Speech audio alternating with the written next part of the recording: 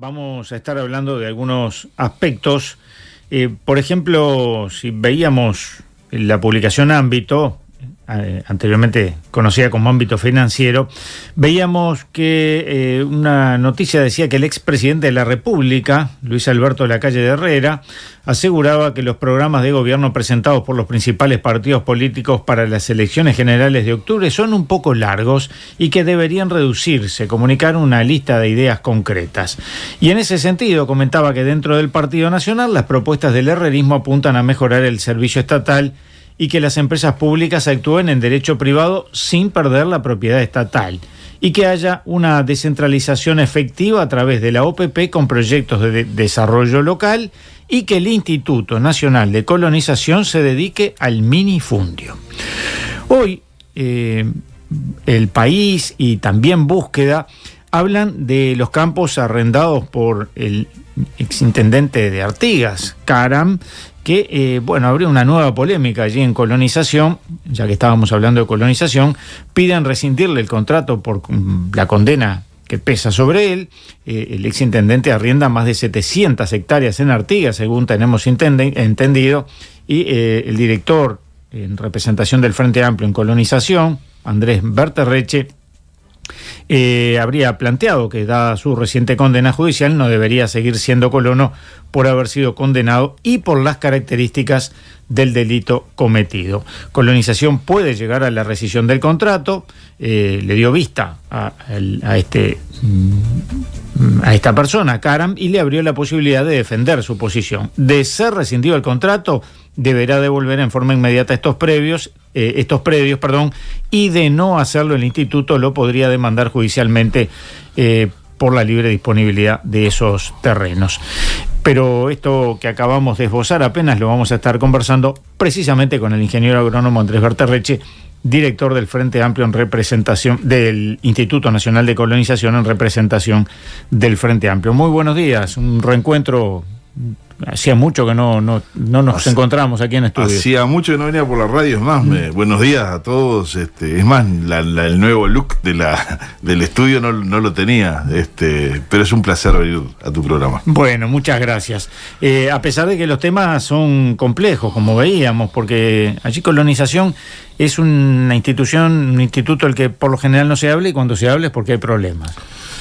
Sí, es cierto eso, y lamentablemente porque además tiene muchas cosas por las cuales debería ser noticia por las buenas y claro, no por las malas. En su momento lo fue por el caso también, que no sé, yo veremos en qué quedó del senador Manini, ¿no? Pero bueno. Sí, y hay varias de ese tipo que salen sistemáticamente, porque además hay una barra ideológicamente enemiga del Instituto Colonización y que sistemáticamente está tratando de bombardear al instituto. Salvo que puedan beneficiarse de él.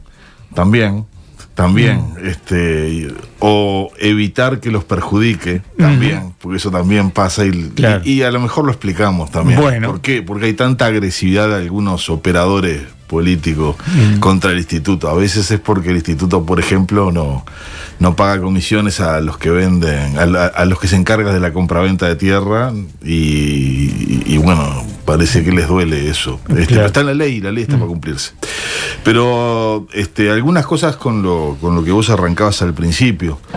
En primer lugar, y enganchado con esto de que siempre hay enemigos del Instituto de Colonización, lo hubo en el año 48 cuando se votó la ley, con aquella frase: le damos la ley pero no le damos el dinero. Después que nos dieron el dinero en los 15 años pasados, en estos 5 años nos desarmaron totalmente, nos sacaron todos los fondos para compra de tierra, justamente. Y está esa visión, ¿no? Si tienen que existir, que se dediquen al minifundio, que se dediquen al chiquitaje, son pobres entre los pobres, los mendigos del agro, y nada más lejos de la realidad del instituto, nada más lejos. Tenemos marca en leche, en productividad de leche. Hay unos gurises de una UTU que tienen un campo del instituto que salieron premiados en el Prado con un caramora en ovinos. Se produce muy bien. En el instituto están la mayor parte de las unidades de agroecología No todas, por supuesto, pero hay muchas unidades de producción agroecológica que funcionan y funcionan muy bien. Un ex senador dijo que no saben nada de lechería. Hay algo que justamente no. Si hay algo que me cuido, como decía Pachandión, abrir el cajón de mi propio respeto, ¿no? Y discutir con determinados operadores, y a esta altura del partido no vale la pena. Pero vamos a aclarar, porque vamos a aclarar todo. En primer lugar, eso, que se dediquen al minifundio, ¿no? El instituto tiene campos de miles de hectáreas asignados a sociedades de fomento o a gremiales lecheras, y que les ha salvado la vida. Pues yo siempre digo, el instituto sin lechería no existe, y la lechería sin instituto por lo menos no sería lo que es. Y posiblemente este modelo de lechería tampoco existiera. El 50% de los arrendatarios que remiten leche a la industria están en campo del Instituto de Colonización. El 100% de los campos de recría lechero son del Instituto de Colonización.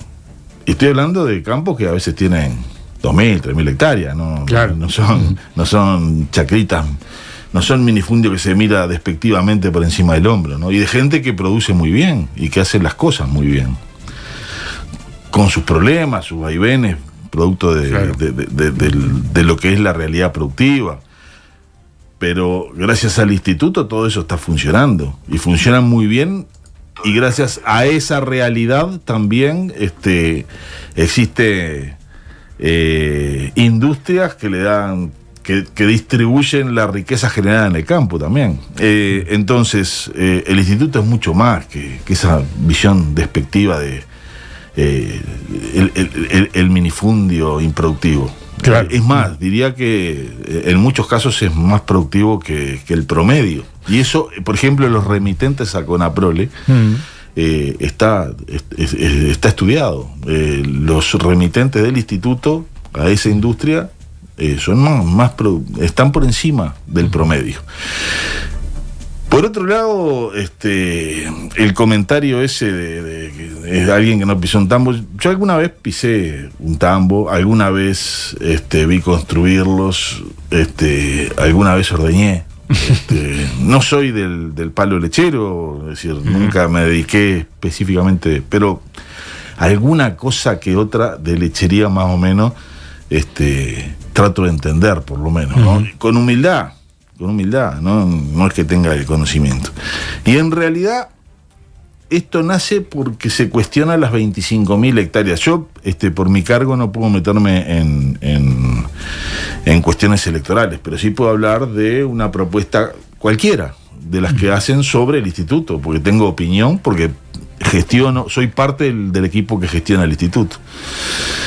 Y en primer lugar, nunca se dijo que el instituto iba a comprar exclusivamente tambo y se iba a obligar, ¿no? Pero cada vez que ponemos a adjudicación una fracción de campo, de lechería, se nos anotan 3 docenas de familias, de las cuales la mitad son muy buenas.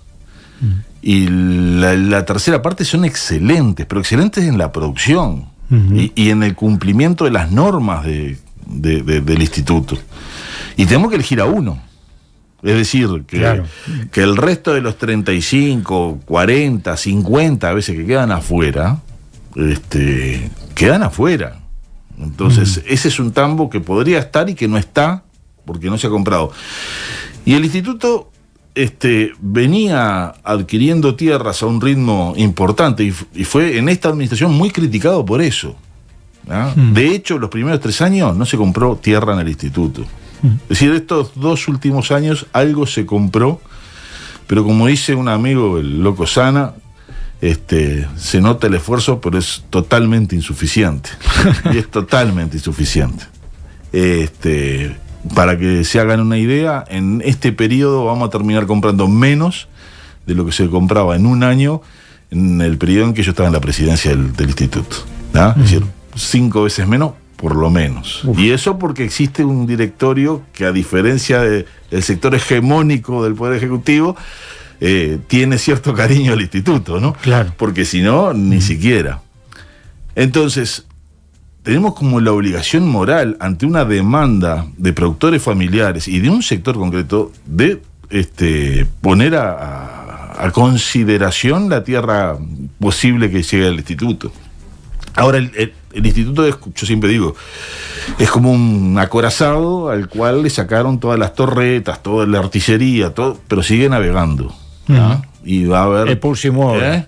Sí, es más, tiene el armamento en el puerto, pero no se lo dejaron poner, porque... Y ahí está el error de la persona que dijo esa barbaridad, ese disparatario uno atrás de otro. Porque en realidad el instituto se le votó ante las movilizaciones de los productores y de los funcionarios del instituto, se le votaron 15 millones de dólares en este periodo, con mayoría de legisladores de la coalición, en este periodo, 15 millones de dólares, pero se tuvo la picardía de decir hasta 15 millones. Es decir, se le puso el techo, pero no el piso es cero. Y fue lo que nos dieron, cero. Sí, hasta ahora todas esas 9.000 hectáreas que se compraron en todo el periodo fueron con los fondos del propio Instituto de Colonización, ¿no? Y que son varios millones de dólares. Entonces, 15 millones, si se nos lo dieran en 5 años, son 75 millones de dólares. Está votado por la mayoría del Parlamento, de este Parlamento, claro. No de otro Parlamento, de este Parlamento. Lo que pasa es que hay gente que habla y no se informa, no lee. Eso les resulta largo los programas para leer, ¿no? No son afectos a la lectura, yo qué sé, es raro. Y por eso se equivocan. Pero no parece muy inocente. No, para nada. Por ejemplo, decir que lo que se va a hacer son 25.000 hectáreas de tambo, es una barbaridad. Y no se dijo, lo que se dijo es fortalecer con 25.000 hectáreas para el sector lechero, para los jóvenes y para las mujeres rurales. Eso es lo que se dijo. Y en realidad es lo que el instituto viene haciendo, hace ahora. Compra para la lechería mucho porque es importante. Y es cierto, el campo lechero es más caro que un campo ganadero, porque tiene otras infraestructuras, porque generalmente es de mejor calidad, porque es más intenso en su producción agropecuaria, porque tiene otros servicios. Ahora, se pone una cifra, $6.000, 25 son $150 millones de dólares. Nosotros tenemos 75 y con 75 perfectamente se compran, porque lo primero antes de hacer una declaración de ese tipo hay que averiguar. Yo creo que esta persona está muy, muy mal informada, ¿no? Es decir, no le pasan bien la información desde adentro del instituto, que sé que se la pasan, pero se la pasaron muy mal, porque el instituto compra a 2.914 hectáreas promedio. 2.914 dólares la hectárea promedio, ¿sí? Y ponerle 6.000, evidentemente, es trastocar los números. No es que no compre predios a 6.000 y hasta 8.000 dólares, sí, pero compra también a 1.000 y a 1.500 y superficies mayores. Ahora, ¿por qué eso? ¿Por qué trastocar las cifras? ¿Por qué decir que el instituto debería dedicarse solamente a arrendar para arrendar después? Que no es que no se piense hacer, se puede hacer, está dentro de la ley, pero no es lo prioritario. Y ahí está lo que decíamos al principio. Hay gente que se ve que está dolida porque el instituto no paga alguna comisión que si no estuviera el instituto esas personas se la llevan, por cómo se compran los campos, cómo se venden los campos, ¿no? Y se ve que alguna persona lo entiende y se adapta a la ley, y otro combaten la ley y combaten al instituto porque les duele el bolsillo. Ahora, cuando alguien tiene un campo que se lo vende o es comprado por el Instituto de Colonización, ¿pierde dinero? No. La mayor parte de los campos, y ahí está el punto, se compran por lo que se llama artículo 35. Y esto es que el instituto tiene derecho de preferencia cuando hay una relación de compraventa de un campo más superior a 500 hectáreas con unidad 100. Tiene algunas otras particularidades, pero para más o menos todos los campos mayores a 500 hectáreas con unidad 100, tienen que pasar, antes de poder ser registrados, y escriturados tienen que pasar por el instituto y ofrecérselo en igual precio y condiciones. Es decir, lo compramos exactamente igual y se paga, tácate. Igual que un privado. No hay ninguna diferencia. La única diferencia es que al comisionista el instituto no le paga la comisión. Claro. Y por eso alguno que no entiende que hay un sistema que es para promover el desarrollo rural en el territorio, le duele. Pues, claro, campos que valen 2, 3 millones de dólares, un 3% de eso es mucho dinero. Pero en definitiva, nosotros compramos igual que en el mercado, no, claro. No compramos.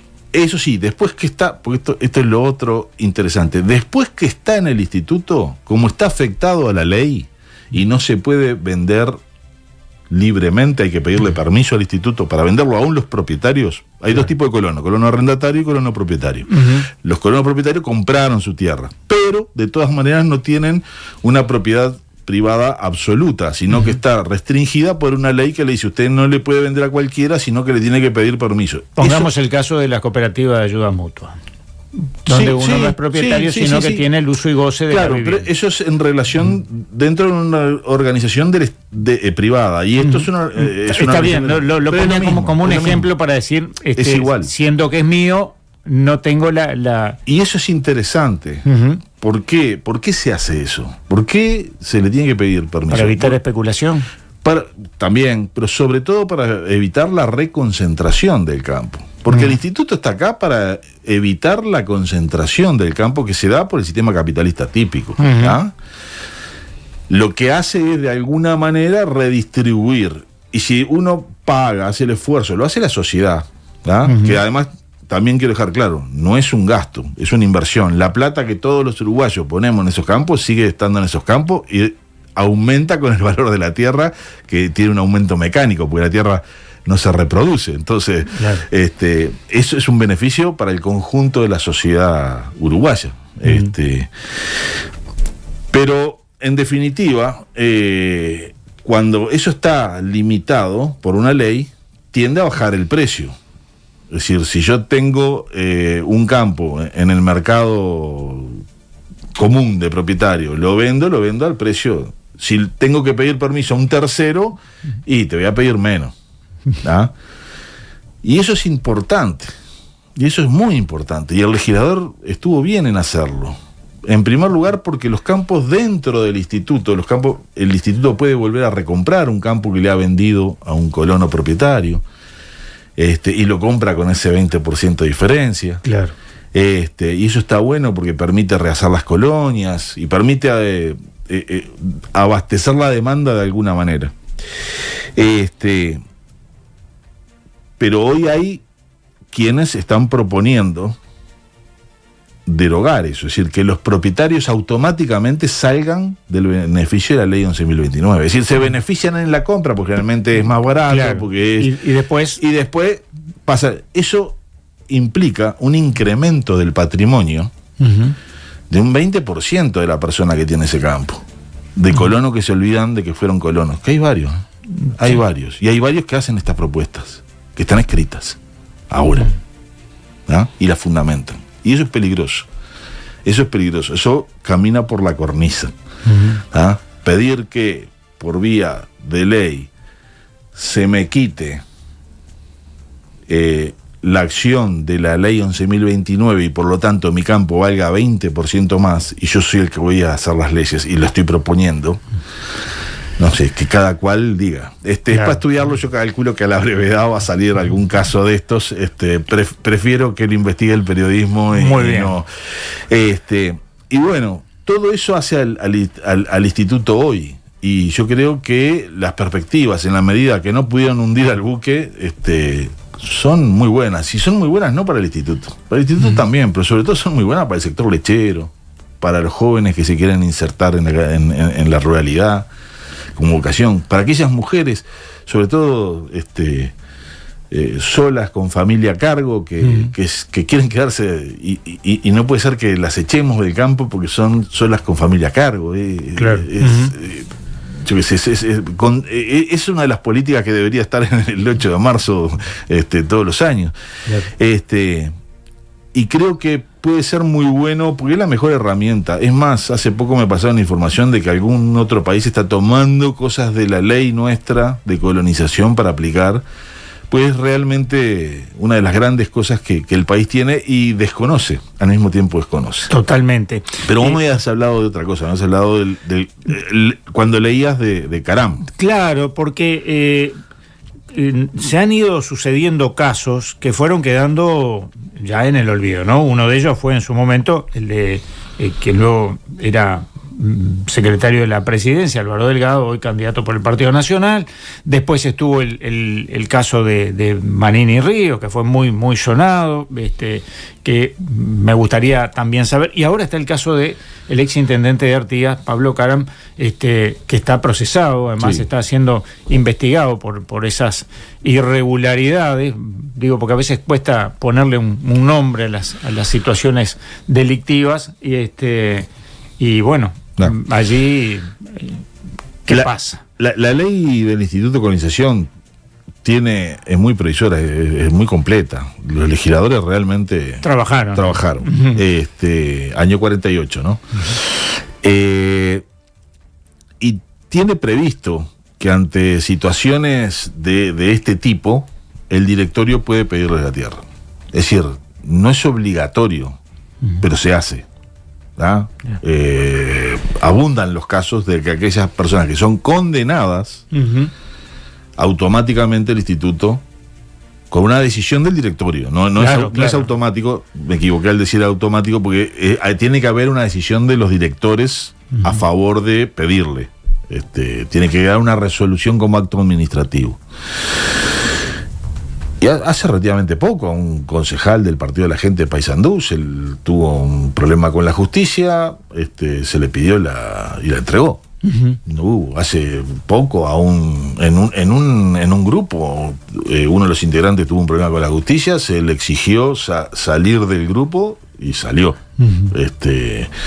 Y se hace, no es una cosa especial para nadie, porque acá el victimizar se paga bien en el Uruguay, y no quiero que esto se utilice para victimización de algo que es regla, que es norma. Claro. Hay una condena, se estudia, y como siempre se dijo que iban a salir, que apenas la justicia dictaminó, salieron corriendo a hacer tal y cual cosa. Yo esperé un mes, esperé 2 meses, y como nadie parecía que la condena a Caram no existía, bueno, hice un proyecto de resolución en el que decía que, teniendo en cuenta las características del delito, porque también es eso, ¿no? Es la característica, es obstrucción de la justicia, está dentro del título obstrucción de la justicia.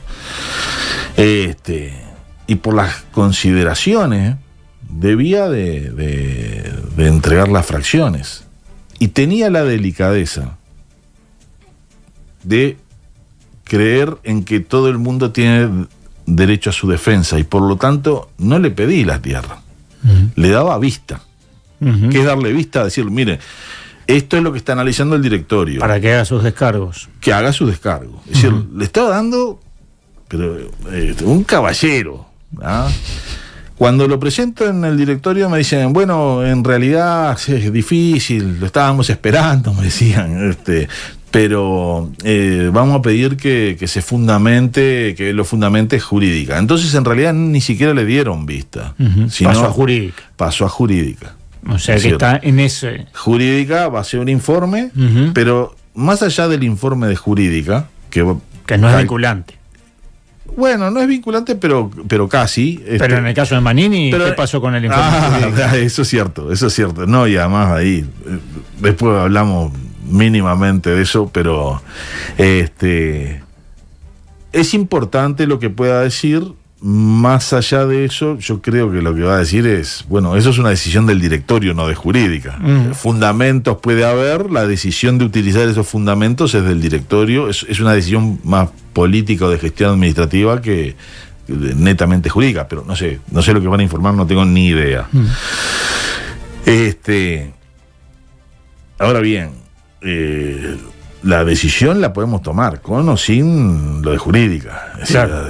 Evidentemente, no me estoy descolgando un paracaídas con esto. Estudié la ley, estudié las condiciones, me asesoré con algún abogado administrativista. Me dijo, mira, es esto, y así hice la resolución. Y veremos qué sale. Calculo que en este mes próximo va a tener que salir una resolución, y se le entregará o no se le entregará. Yo me mantengo. Sé la razón de lo que presenté y que tengo razón. ¿No? Y esto no es un problema de persecución. Esto es un tema de cómo se gestiona el instituto y punto.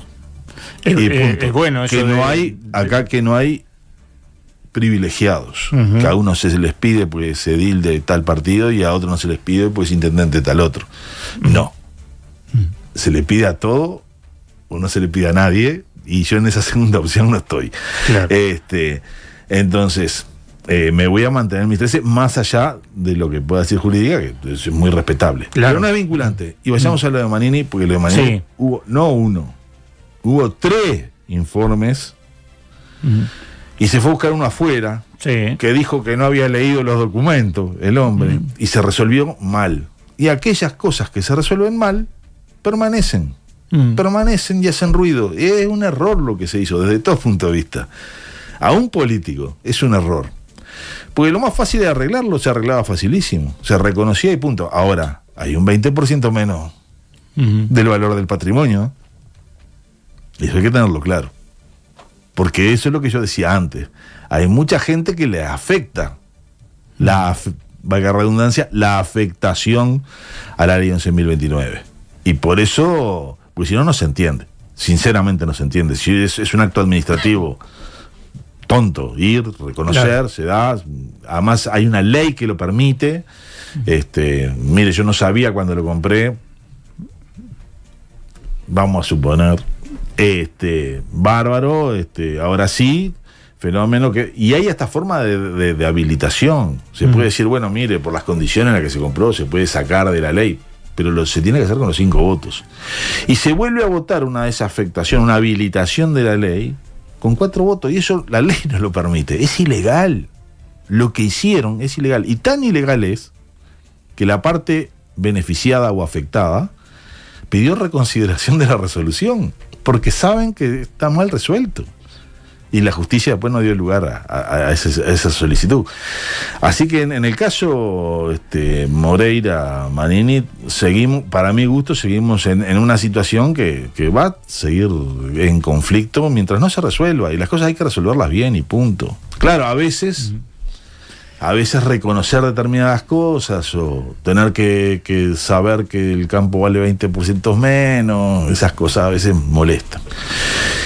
Lo malo de todo eso es que hoy haya propuestas que estén a tabla rasa diciendo, bueno, vamos a sacar a todos los propietarios de la ley, ¿ah? Porque eso además es indigno de la confianza que el pueblo uruguayo dio para que compraran esa tierra, generalmente más barata, generalmente financiada. Es una vergüenza. Ese punto es una vergüenza. Podría hablar 2 horas, pero hablé demasiado. Pero ya son las 8. Ya sé, de reojo miro ahí, y bueno, pero y deben de quedar un montón de dudas. Seguramente. Un resumen, una síntesis te pido como última. No. Las 25.000 hectáreas se pueden comprar, yo espero que se compren 30. Va a ser un buen espaldarazo para el sector lechero. No entiendo a la gente que está en contra del sector lechero. Es muy raro, y en este periodo más raro todavía. Le vamos a dar a las... Sí, yo no voy a estar en el instituto, pero se le va a dar a las mujeres y a los jóvenes como se le está dando ahora y más.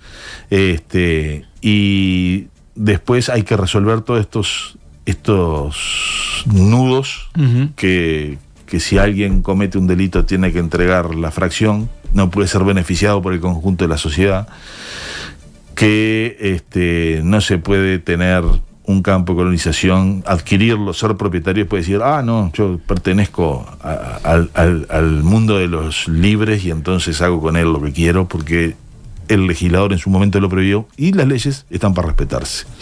Ingeniero agrónomo Andrés Berterreche, director del Instituto de Colonización, representación del Frente Amplio. Digo todo esto porque si no después me rezongan, dicen, no, cuando terminan nunca decís con quién estabas conversando, y está muy bien que así sea. Seguramente el año que viene, cuando ya esté en el instituto, conversemos para tenerlo como columnista. Sería un placer, además, con otras áreas que me interesan. Exacto, la literatura, por ejemplo. Por ejemplo. Ahí está. Bueno, ahí se va a tener que pelear con Roberto Sabán. No, con Roberto somos espalda con espalda. Sí, yo escucho los viernes muchas veces la columna de Roberto, pero además con Roberto. Yo hacía columna con Roberto. Uh-huh. No, espalda con Roberto. Después pasáselo esto que te lo va a decir. ¿Cómo no? Muchas gracias. Nosotros nos despedimos. Mañana tempranito a las 6:30 nos reencontramos. Ustedes siguen, por supuesto, con M24. Buena jornada.